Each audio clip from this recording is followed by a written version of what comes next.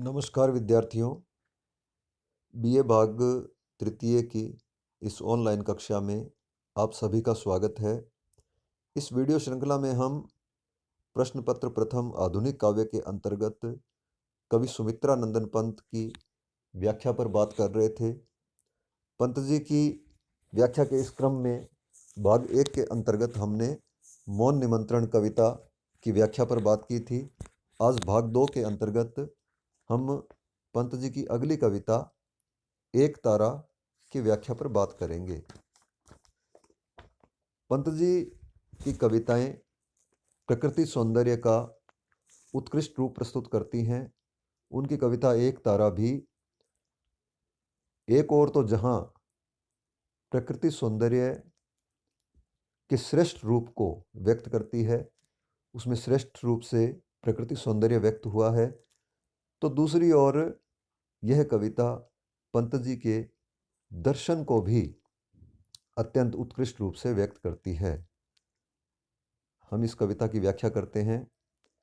शीर्षक है एक तारा। नीरव संध्या में प्रशांत डूबा है सारा ग्राम प्रांत, पत्रों के आनत अधरों पर सो गया निखिल वन का मरमर, जो वीणा के तारों के स्वर, खगकूजन भी हो रहा लीन, निर्जन गोपथ अब धूलिहीन, धूसर भुजंग सा जिन क्षीण। यहाँ दिन के पश्चात आने वाली रात्रि के समय का वर्णन है। पंत कहते हैं कि नीरव संध्या में प्रशांत डूबा है सारा ग्राम प्रांत। कि नीरव संध्या ऐसी संध्या जो नीरव है, जिसमें किसी प्रकार का कोई रव नहीं है, किसी प्रकार का कोई शोर नहीं है, और जो प्रशांत है, उसमें डूबा है सारा ग्राम प्रांत, उसमें सारा ग्राम प्रांत डूबा हुआ है। डूबा हुआ उस नीरवता में कि ग्राम प्रांत में चारों ओर शांति छाई हुई है, किसी प्रकार का रव नहीं है। पत्रों के आनत अधरों पर सो गया निखिल वन का मरमर, जो वीणा के तारों के स्वर। और पत्रों के आनत अधरों पर ऐसा प्रतीत होता है जैसे पत्रों के आनत अधरों पर, अधर अर्थात होठों पर, सो गया निखिल वन का मरमर, मानो निखिल वन, संपूर्ण वन का जो मरमर है, वह जो आवाज है, जो ध्वनि है, वो ध्वनि मानो आनत, आनत अर्थात उन झुके हुए पत्तों पर, मानो संपूर्ण वन का रव शोर सो गया है। जो वीणा के तारों के स्वर, कि जिस प्रकार से वीणा के तारों के स्वर शांत हो जाते हैं, उसी प्रकार से संपूर्ण वन का जो शोर है, वह पत्रों पर मानो सो गया है, शांत हो गया है। खगकूजन भी हो रहा लीन, निर्जन गोपथ अब धूलिहीन, दूसर भुजंग सा जिन क्षीण। और खगकूजन भी हो रहा लीन, और खगकूजन पक्षियों का कूजन भी अब शांत हो रहा है, अर्थात संध्या काल के समय जैसे ही अंधकार छाता है, वैसे ही पक्षी अपने अपने घोंसलों में चले जाते हैं और शांत हो जाते हैं। निर्जन गोपथ अब धूलिहीन, और जो गोपथ कुछ समय पूर्व जिस गोपथ में गोधूलि उड़ रही थी, वही गोधूलि युक्त गोपथ अब धूलिहीन हो गया है और निर्जन हो गया है। धूसर भुजंग सा जिन क्षीण, और वह गोपथ अब धूसर भुजंग, किसी धूसर सर्प के समान क्षीण हो गया है। झिंगुर के स्वर का प्रखर तीर, केवल प्रशांति हो रहा चीर, संध्या प्रशांति को कर गंभीर। इस महाशांति का उर उदार, चिर आकांक्षा की तीक्ष्ण धार, जो वेद रही हो आर पार, हुआ अब संध्य स्वर्णाभ लीन, सब वर्ण वस्तु से विश्वहीन। गंगा के चल जल में निर्मल, कुंभला किरणों का रक्तोत्पल, है मूंद चुका अपने मृदुदल। आगे पंत वर्णन करते हुए कहते हैं कि झिंगुर के स्वर का प्रखर तीर, केवल प्रशांति हो रहा चीर। झिंगुर के स्वर का प्रखर तीर अर्थात उस शांति में यदि स्वर दिखाई देता है, सुनाई देता है, तो वह केवल झिंगुर की ध्वनि का स्वर है। वह केवल वही है जो उस प्रशांति को चीर रहा है, अर्थात केवल झिंगुर का स्वर ही उस शांति को चीरता हुआ दिखाई देता है। संध्या प्रशांति को कर गंभीर, और वह झिंगुर का स्वर उस संध्या की प्रशांति को गंभीर करता हुआ दिखाई देता है। इस महाशांति का उर उदार चिर आकांक्षा की तीक्ष्ण धार, ज्यों बेध रही हो आर पार, अब हुआ सांध्य स्वर्णाभ लीन। इस महाशांति का उर उदार चिर आकांक्षा की तीक्ष्ण धार, और इस महाशांति का जो उर है, हृदय है, उदार हृदय है, उसमें आकांक्षा की तीक्ष्ण धार दिखाई देती है। जो बेध रही हो आर पार, और वह आकांक्षा की तीक्ष्ण धारा मानो आर पार को बेध रही हो। अब हुआ सांध्य स्वर्णाभ लीन, सब वर्ण वस्तु से विश्वहीन। अब सांध्य जो है, जो संध्या काल में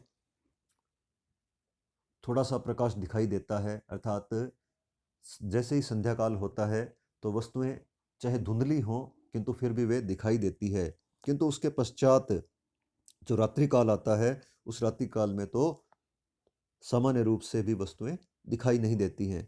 तो अब हुआ सांध्य स्वर्णाभ लीन, सब वर्ण वस्तु से विश्वहीन, और सभी वर्णों से और वस्तुओं से विश्वहीन जान पड़ता है, क्योंकि कोई भी वस्तु दिखाई नहीं देती है तो उससे ऐसा लगता है जैसे सभी वर्ण वस्तुओं से संसार यह हीन हो गया है। गंगा के चल जल में निर्मल, कुम्भला किरणों का रक्तोत्पल, है मूंद चुका अपने मृदुदल।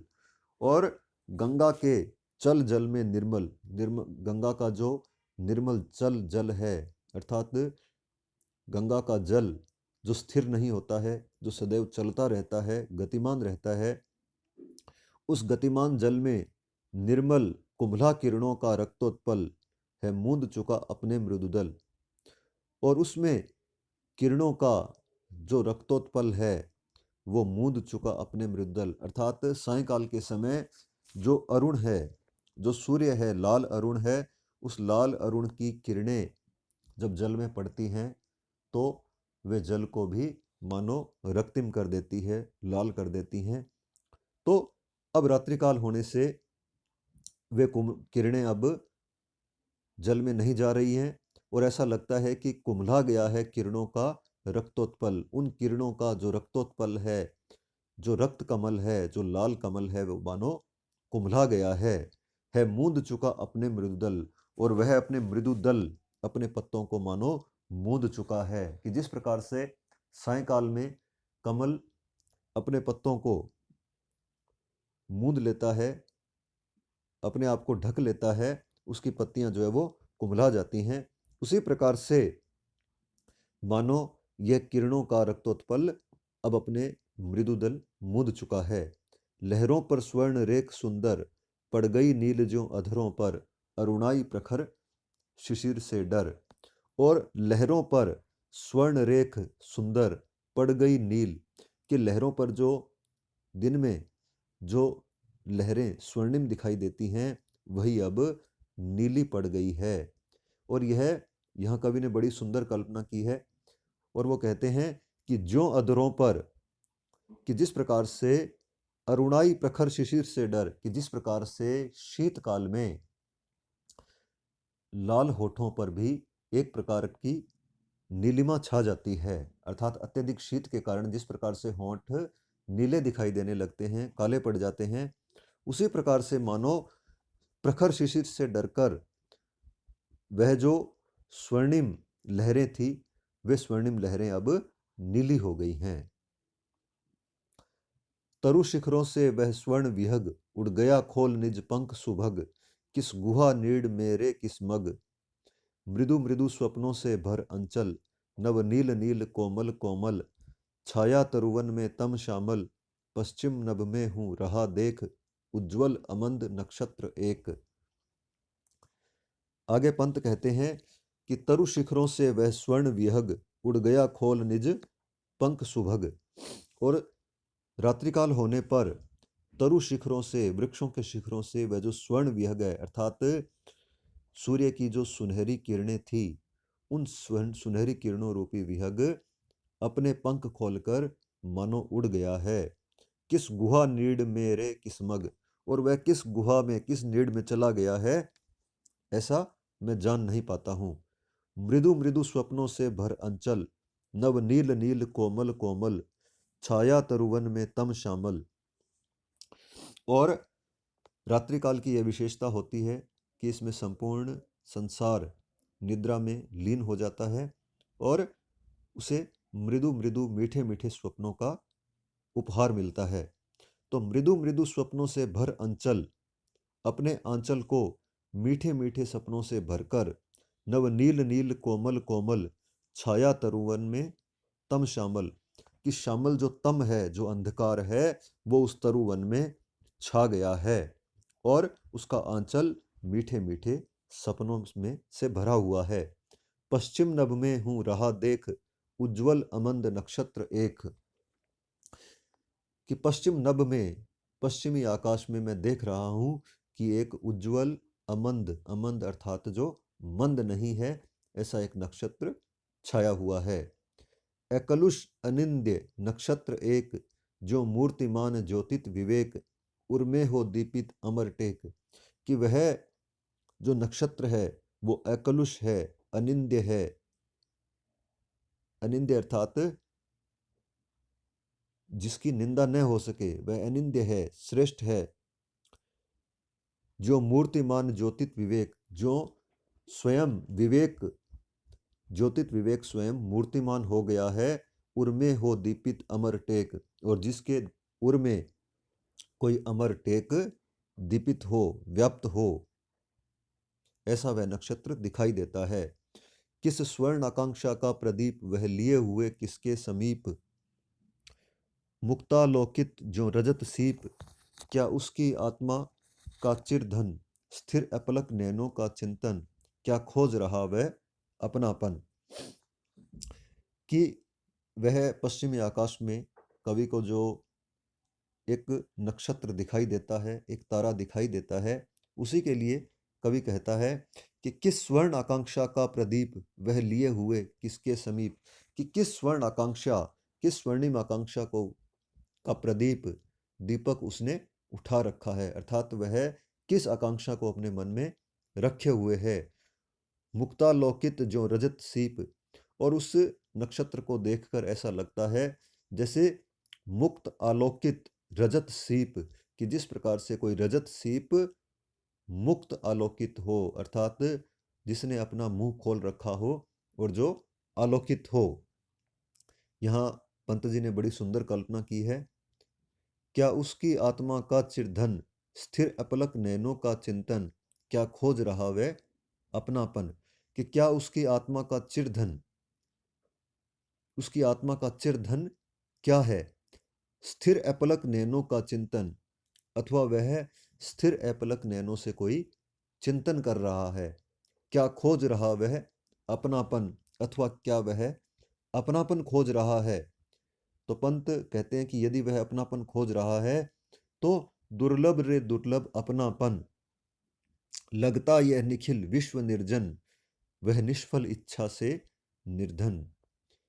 पंत कहते हैं कि यद्यपि वह अपनापन खोज रहा है किंतु इस संसार में अपनापन अत्यंत दुर्लभ है। यहाँ पंत जी के जीवन का अनुभव, उनके हृदय के उद्गार ही व्यक्त हुए हैं।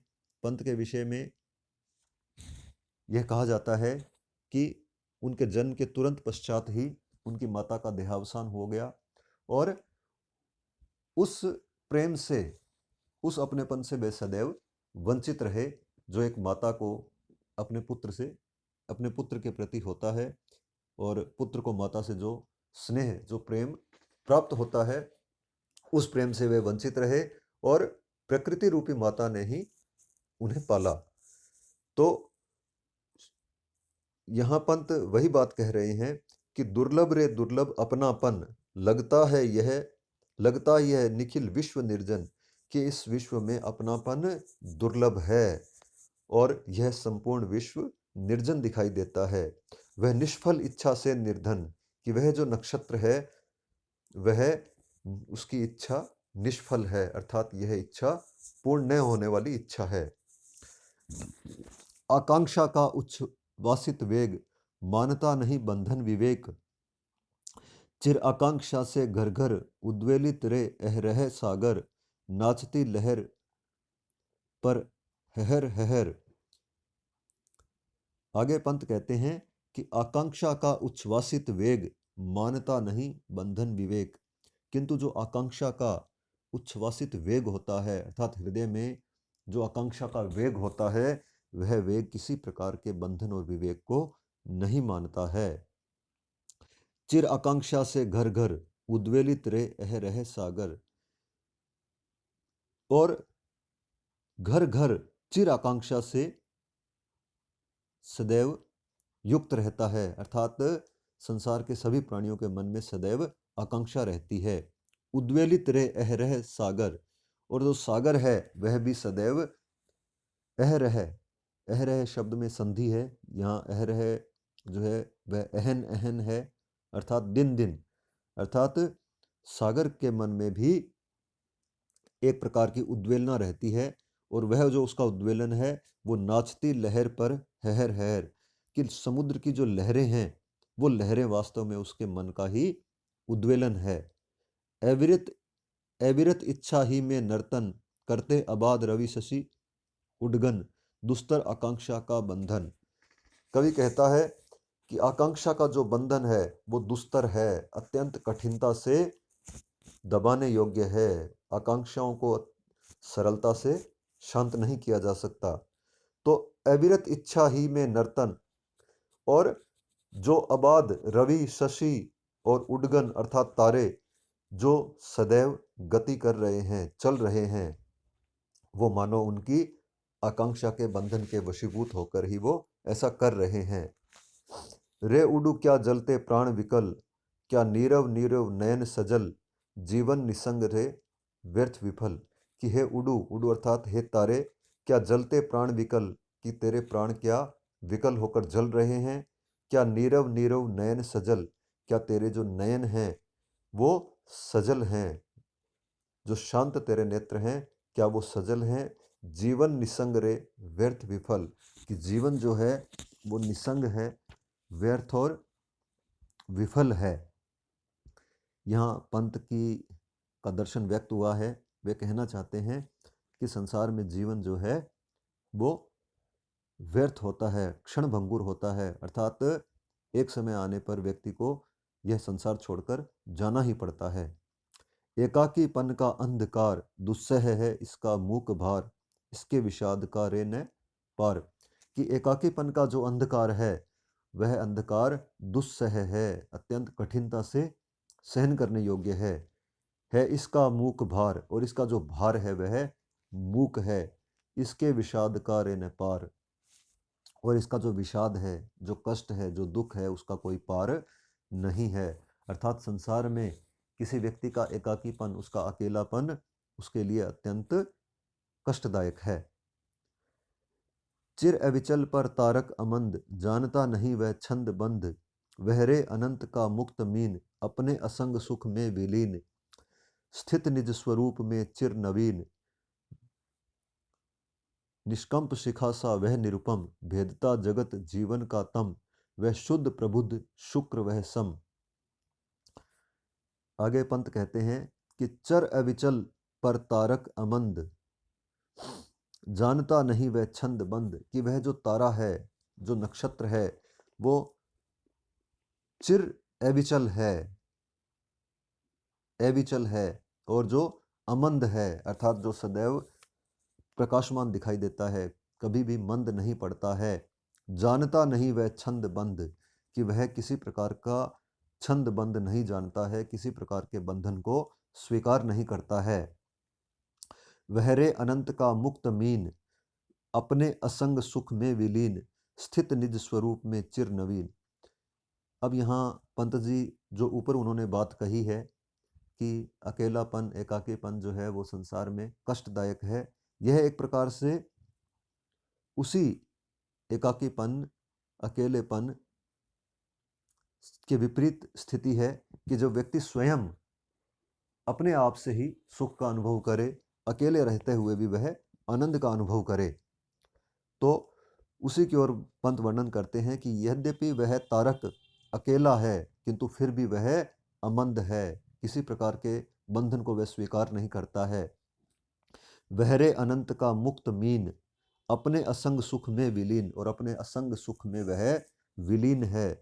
स्थित निज स्वरूप में चिर नवीन, और जो अपने स्वरूप में चिर नवीन है। निष्कंप सिखासा वह निरुपम, वेदता जगत जीवन का तम, और जो निष्कंप, जो कंपायमान नहीं है, कंपित नहीं है, उस शिखा के समान वह निरुपम है। भेदता जगत जीवन का तम, और वह इस संसार का, इस जीवन के तम को भेदता है, दूर करता है। वह शुद्ध प्रबुद्ध शुक्र वह सम, गुंजित अलीसा निर्जन अपार, मधुमेह लगता घन अंधकार, हल्का एकाकी व्यथा भार। और गुंजित अलीसा निर्जन अपार, मधुमेह लगता घन अंधकार, और ये जो घना अंधकार है, जो व्यक्ति स्वयं से ही आनंद का अनुभव करने लगता है और इस अकेलेपन से वह आनंद प्राप्त करता है, तो उसे यह घन अंधकार जो है वह भी मधुमेह लगता है, आनंद देने वाला लगता है। गुंजित अलीसा निर्जन अपार, हल्का एकाकी व्यथा भार, और उसका जो व्यथा भार है वह अत्यंत हल्का हो जाता है। जगमग जगमग नभ का आंगन, लद गया कुंद कलियों से घन, वह आत्म और यह जग दर्शन। और जब व्यक्ति अपने भीतर से ही आनंद का अनुभव करता है तो यह संसार जो है वह उसे अत्यंत आनंददायक लगता है और जगमग जगमग दिखाई देता है, प्रकाशमान दिखाई देता है।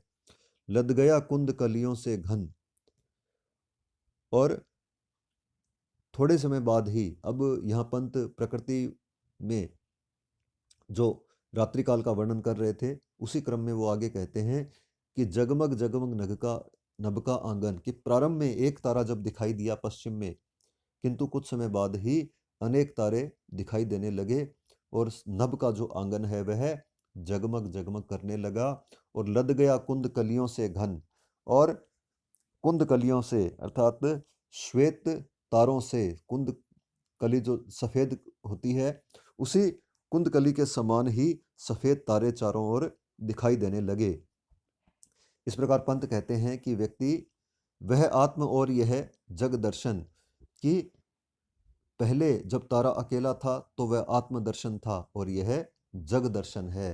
अर्थात जब मनुष्य अकेला होता है तो वह स्वयं को दुखी अनुभव करता है, और जैसे ही संसार के अन्य व्यक्तियों का साथ उसे प्राप्त होता है तो वह आनंद का अनुभव करने लगता है। किंतु पंत कहते हैं कि व्यक्ति को स्वयं अकेले रहते हुए भी आनंद का यदि वह अनुभव करे तो उसे संपूर्ण संसार में सदैव आनंद की ही प्राप्ति होगी। शेष हम अगले व्याख्यान में करेंगे। धन्यवाद।